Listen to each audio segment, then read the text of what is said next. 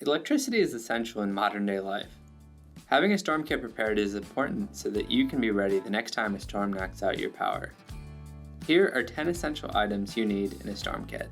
Battery-powered flashlights are essential to any storm kit so that you can find your way around your home in the dark.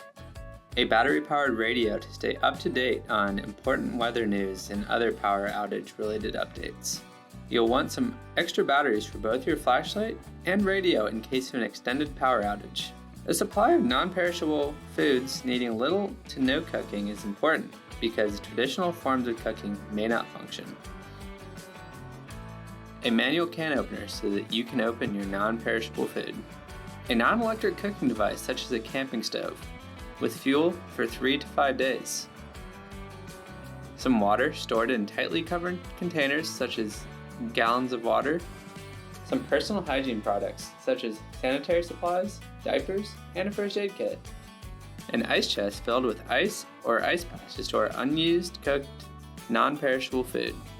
A cellular phone because home phones may not work without electricity. Having these 10 items in your storm kit will enable you to care for yourself and your loved ones the next time your power goes out.